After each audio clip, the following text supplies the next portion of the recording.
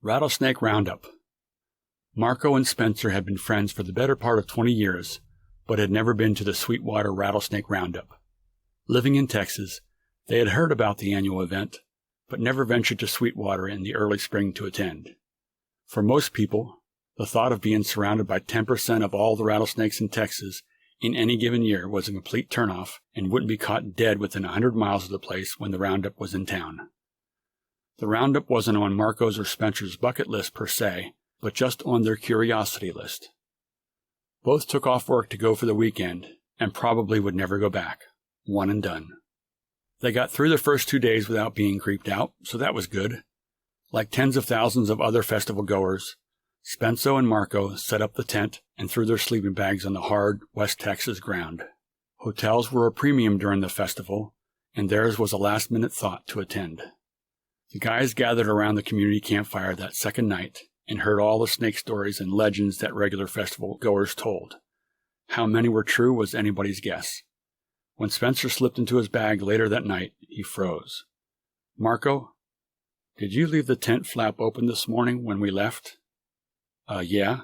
Based on what I smelled in here last night, you're probably thanking me right about now. Why?" "Well, you do know we're at a rattlesnake festival, right?" "Of course," said Marco. "Any chance one of those critters slithered on in here while we were out?" "Well, it is West Texas in the spring when all the rattlesnakes come out after a long winter of hibernation, or whatever snakes do. Other critters roam the countryside too." "Well, I'm in a bit of a bind here," Spencer said. "I've got something cold on my leg, and I'm terrified to move." "Really? Okay. Here's what we do. On the count of 3, you need to get out as fast as you can, and I'll grab the bag and smash it to the ground." "What if it bites me on the way out?" "We could do the what-ifs all day here, buddy," Marco said, "unless you have a better plan." "Oh, okay. I'm ready. I'll count. 1, 2, 3.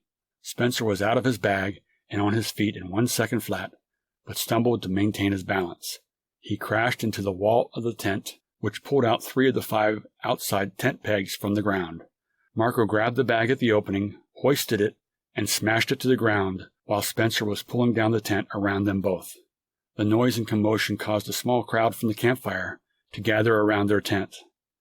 When the guys came out from under the downed tent, Marco raised the bag and said to the crowd, "Got it! I killed me a genuine